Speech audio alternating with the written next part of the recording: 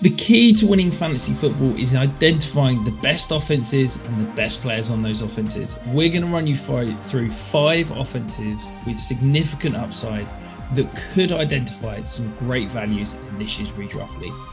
We're going to kick things off, Tom, with the San Francisco 49ers. Obviously, season from hell last year. It felt like everybody who could get injured did get injured, but everybody seems healthy this year.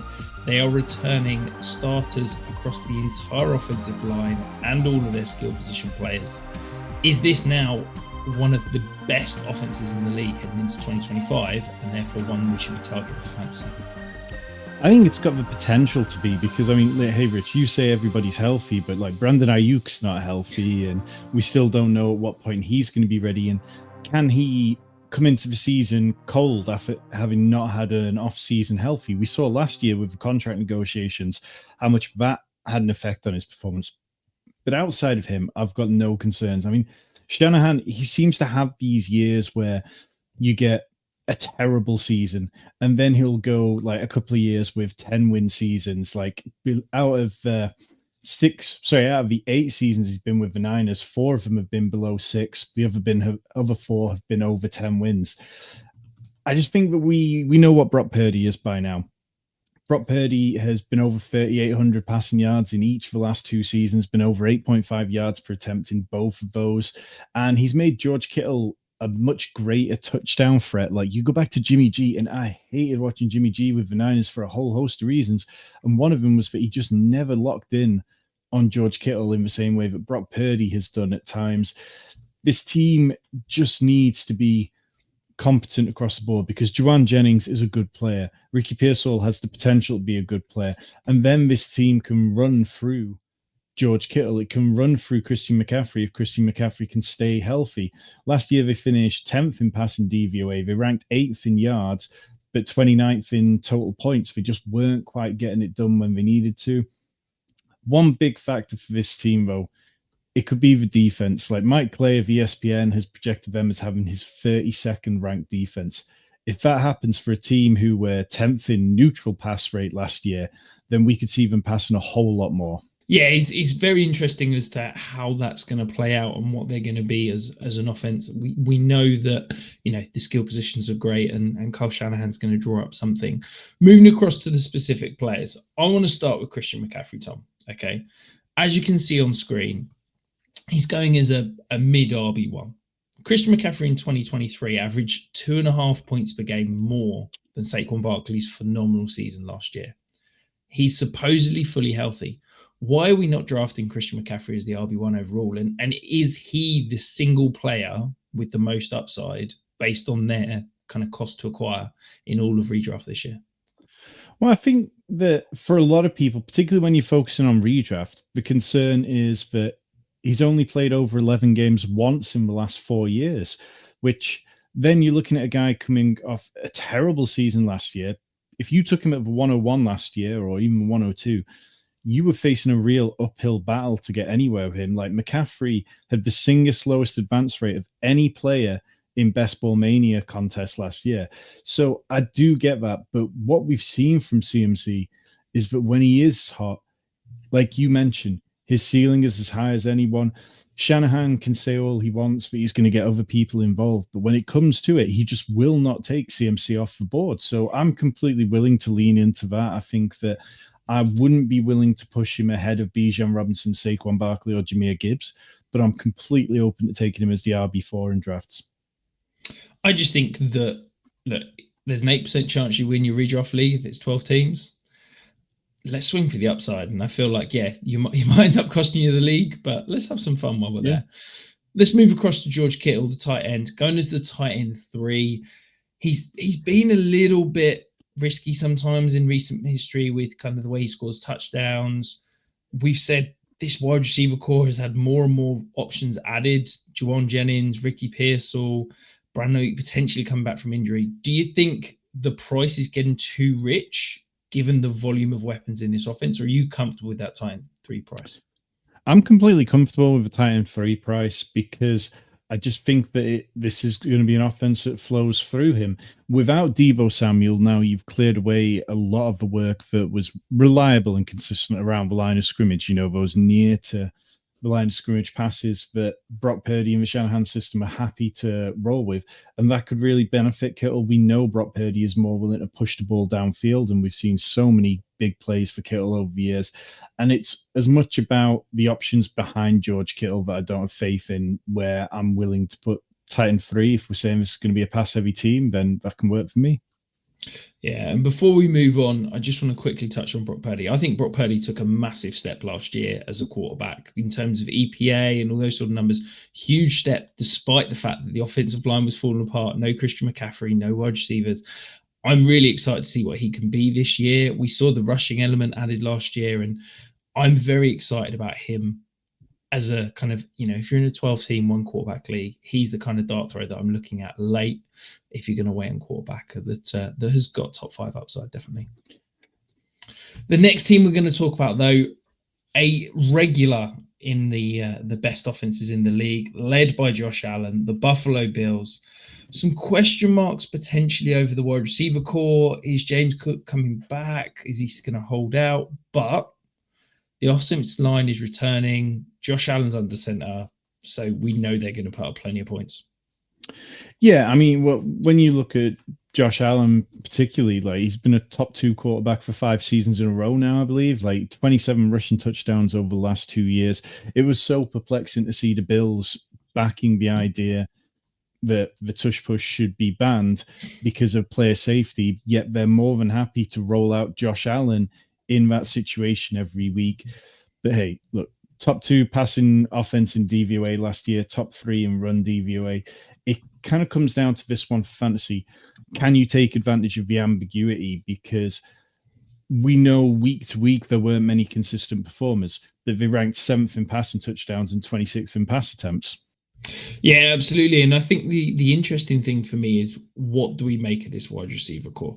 Khalil Shakir is the first drafted wide receiver, but we got Keon Coleman, who was early 2nd round pick last year. They've thrown options into it in terms of bringing in the likes of Elijah Moore.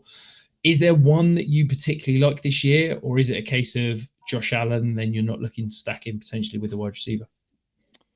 Well, I mean, 2 guys who are interesting are 2 guys who you didn't put on the graphics, Rich. Josh Palmer and Dalton Kincaid, and they're both guys who are available later. So let's start with Josh Palmer, ranked 5th in separation and route win rate last year against man coverage. That was something that Keon Coleman was just not doing at a good rate. So I think that Josh Palmer has a chance to get on the field and be a vertical receiver in this offense.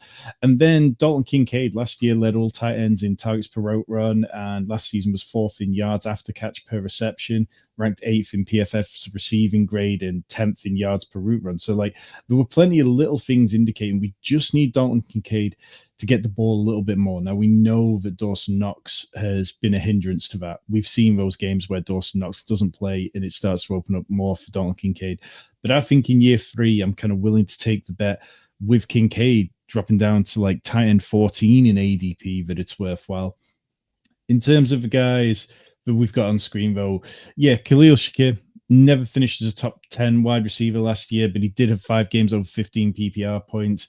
He also had 7 games at or below 11 points. So there's a bit of a downside, but he did lead the team with a 23% target share. I think Shakir is completely fine. I just think he's a little vanilla. He's going to give you some bigger weeks, but I'm not sure I can ever see him developing into a true wide receiver 1. And I'm not sure I see him massively outplaying his ADP, but I want exposure for all the reasons we've outlined, that this is going to be one of the best offenses in the league. And then James Cook. I mean, James Cook is a hard click for me because he got so much of his points from his touchdowns last year, ranked 24th among all running backs in yardage. All his points were floated by the touchdowns, but we know this team is going to score touchdowns. So if I'm not comfortable taking James Cook, then I have to be comfortable saying those touchdowns are going to end up elsewhere, and I'm happy to take the slightly cheaper pieces that I feel have the potential.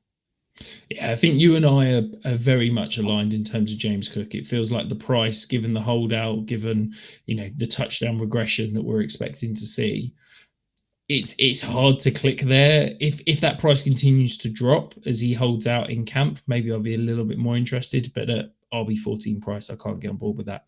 Khalil Shakir, I feel like you've done a little bit dirty there in terms of, saying seven games below 11. He only had 3 games below 10 points. Like, he was remarkably consistent last year, averaged 12.2 points per game.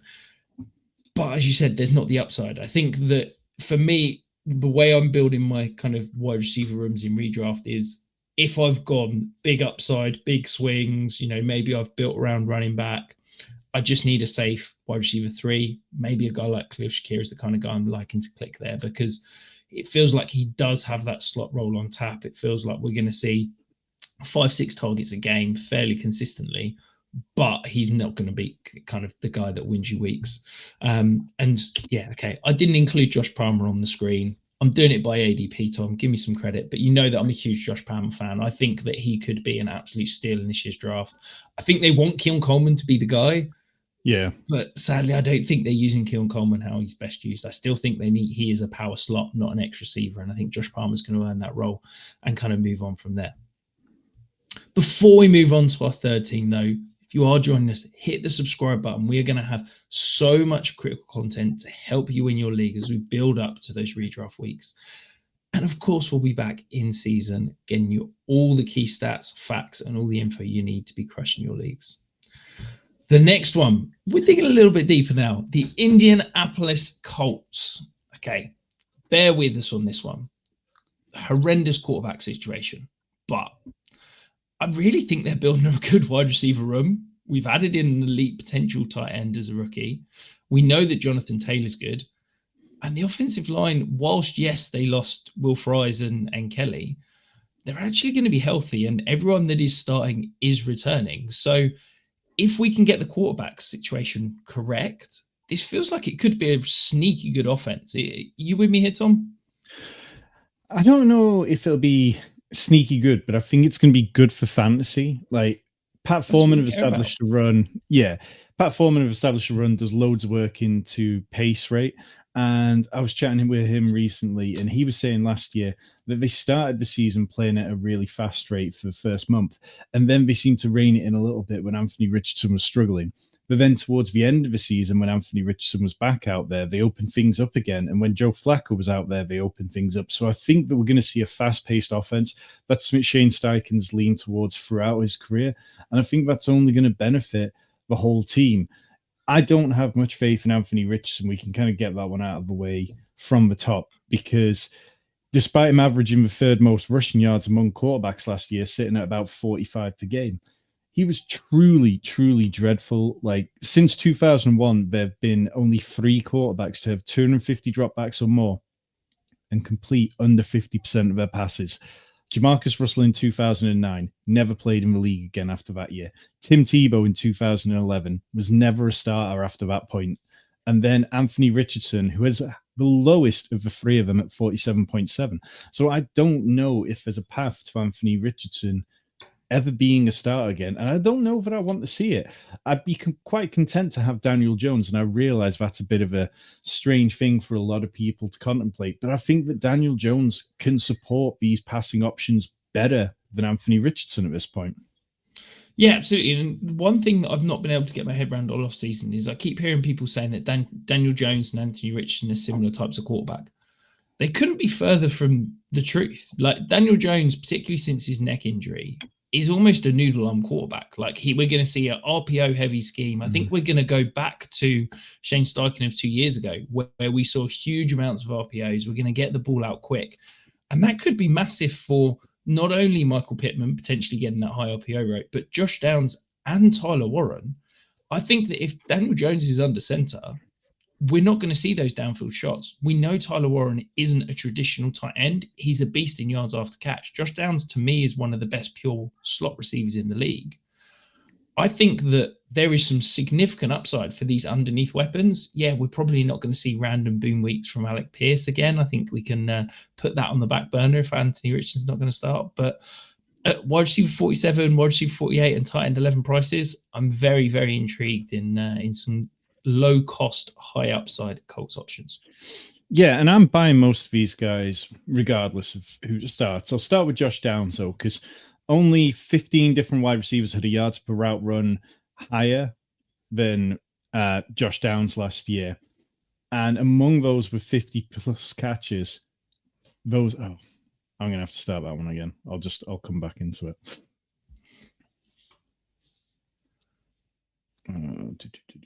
Yeah. Yeah, I'm buying pretty much all of these guys for differing reasons. And we'll start with Josh Downs because I think he's probably the most interesting one. His stats are virtually identical in games with Anthony Richardson and without Anthony Richardson, which to me just talks to how much of an alpha he is. Only 15 wide receivers had a higher yards per out run among wide receivers who had 50 or more catches last year. And those names included 13 wide receivers who finished inside the top 24 receivers. He ranked fourth in ESPN's open score. I just think we're looking at a really talented player who we still haven't seen the best of because of quarterback play. And I'm comfortable taking him, whatever. If we continue to get any kind of drumbeat, this is going to be Daniel Jones' job. Then I want Michael Pittman for the reasons you laid out in terms of the RPOs. Pittman, he averages 5 more PPR points in games without Anthony Richardson over the last 2 years, almost 2 more targets per game and 20 receiving yards. This is a guy who's had 2 seasons with 140 plus targets. We know he can command volume. And then Tyler Warren, I just think Tyler Warren has potential to be this rookie tight end for the 3rd year in a row where we see a rookie tight end be undervalued and come in and score enough touchdowns to make him relevant. The Colts have seen what rushing your quarterback around the goal line can do and how devastating it can be to a season. Well, Tyler Warren is somebody who's not only scored 20 touchdowns over the last 2 seasons in college, but he's also been used in those kind of wildcat formations and been used around the goal line in a rushing capacity. So I'm very interested in him. I have some pause on Jonathan Taylor because last year he was so boom or bust, scored 42% of his points in 3 games. But if Daniel Jones is out there, we don't need to rewind that far to remember Daniel Jones just checking the ball down to Saquon Barkley consistently. Yeah, absolutely. I do wonder if those checkdowns are going to go Josh Downs and Tyler Warren's way rather than Jonathan Taylor's. I think we've seen his limitations, shall we say, in the receiving game compared to someone like Saquon Barkley. But yeah, I think for the cost, there's plenty of upside here. One team, though, that's got even more upside. Jayden Daniels led the Washington Commanders to a phenomenal season last year, averaging almost 29 points per game. They've thrown some money around, thrown some draft picks around, reinvested in the offensive line and the wide receiver core via trade. Do you think that could negate any sort of sophomore slump for Jayden Daniels in year 2? I'd like to think so. It just felt like he really came on down the back half of last season anyway. And so to have another season where your focus isn't worrying about what kind of weight you are, because that was the big topic a year ago. And obviously, he was going into the NFL draft and it probably took up more of his energy than we would have liked.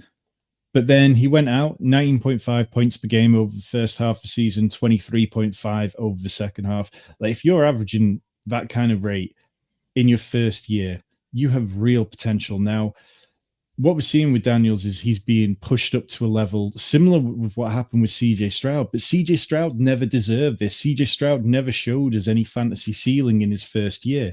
Jayden Daniels has shown us it, 12 games over 35 rushing yards. And we know that Cliff Kingsbury is going to keep this team playing fast. They were 10th lowest rate in neutral pass rate last year, so I believe that could come up. But they were top 12 in situation neutral pass rate when leading by 7. So they were a team that when they got a lead, they weren't afraid to let Jayden Daniels throw the ball. And I think that they're going to have to throw the ball because the defense, they're not looking good. They've got a really bad safety room, really bad edge room, bottom 5 interior defensive unit. And if that forces them to pass more, that's going to be great news. Yeah, it feels like there's plenty to love here. I mean, I like Jayden Daniels this year. QB3, it's expensive for me. I'm not sure if I can quite get on board with that. With the wide receivers, though, Terry McLaurin obviously holding out, wanting more money. Wide receiver 16 currently in ADP. Are you comfortable paying that sort of price for a guy that we may see hold out into camp? I don't know. I mean, it's difficult because last year he ranked 2nd among wide receivers in touchdowns, but was 15th in receptions, 12th in yards, and 26th in yards per out run, which kind of points towards we could see touchdown regression from him. But I do want piece of this offense. I think that things could be easier for him with Deebo Samuel there. Like Deebo Samuel looked washed last year, but reports around camp that he looks excellent. And I'm just kind of okay betting on really good quarterback and saying I believe in him and I believe in his pieces. And I don't think that McLaurin's overpriced right now. I think that if you want to play it from that angle, then you can lean towards Deebo. The running back room, Brian Robinson just feels like he lacks a bit of ceiling. You know, he finished between RB11 and 24 on 9 occasions last year, but you were never getting that kind of ceiling outcome. But that's fine. If you want to draft a bunch of rookie running backs, then draft someone like Brian Robinson to give you a bit of floor. So I've got no problem with that. And then, I mean, the tight end room, like Zach Ertz was a late round gem last year. It's a little bit trickier this year. And I don't know, I'm not massively excited. But as a team, when I'm on the clock, it's quite hard to build an argument against taking these players, especially when they fall past ADP. Yeah, I think, you know, we're here talking about upside, and it does feel like when you're linked to Jayden Daniels and the explosiveness, and we know Cliff Kingsbury's going to hook it up, a lot of these guys have got decent upside at the cost. So, yeah, can definitely get on board with all of these options. The final offense we're going to talk about, though, the Green Bay Packers. Jordan Love was one of the toasts of the NFL after the 2023 season. Came back to the world with a bump in 2024, played most of the year with injuries. Do you think that if Jordan Love bounces back to 2023, Jordan Love, this whole offense takes a lift and could be some absolute gems given the potential that we know that a lot of these wide receivers, tight ends, and running backs have? Yeah, I mean, he came back down to earth a little bit in terms of real quarterback play, but in terms of fantasy, he was still fine. Like he scored 14 or more points in 11 of his 14 games last year.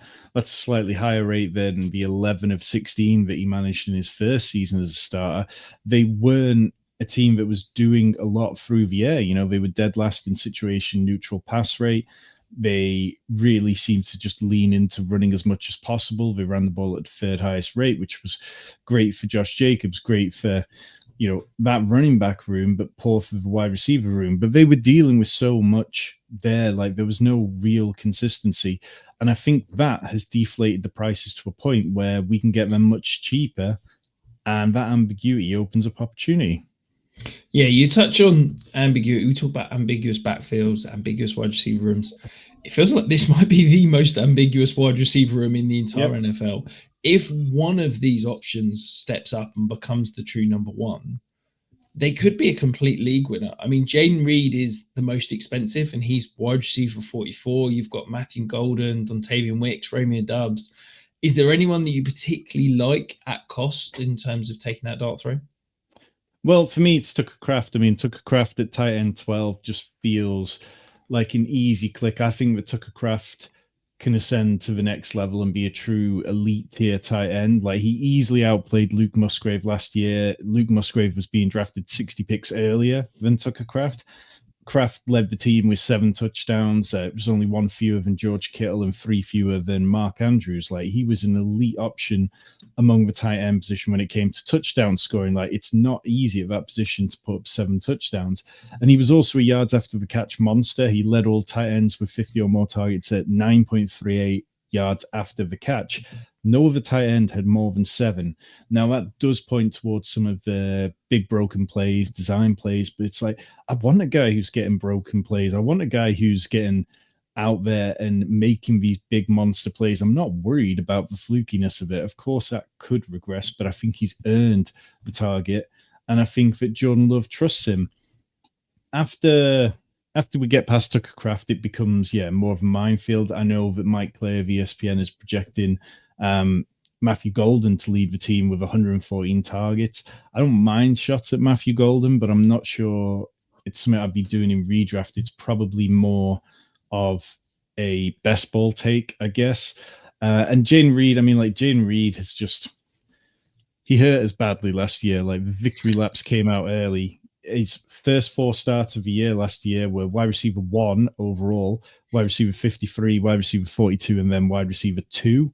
And then it kind of tailed off from there again. I don't know what to do with Jayden Reed but I'm okay if I've started running back heavy in a draft and then I need to get to my third wide receiver, it being Jayden Reed.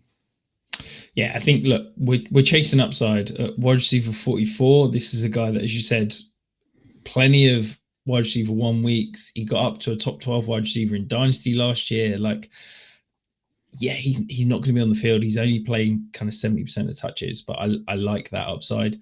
Same with you. I like Matthew Golden as a best ball dart throw. I just don't know if we're going to see consistent volume enough to be able to comfortable clicking his name week in, week out as we go into the season. But to me, why are you worrying about which receiver to take? To me, the absolute screaming value is Jordan Love. Okay. Jordan Love is QB 18 right now. He was quarterback 13 last year in points per game. And that was being injured for most of the year. Like, this is a guy that I think has got top 5 upside as a quarterback. If you're in a 1 QB league, there is no way you should be drafting any quarterback. Just wait until the end of the draft, the last round, take Jordan Love and ride the roller coaster. But by the end of the year, I think you're going to be sitting pretty. I mean, hey, I've got no problem with Jordan Love. I think in 1 QB leagues, he's probably not going to get drafted, is he? And that gives you a chance to take a peek. And if you like what you see after week 1, then that's the time to add him.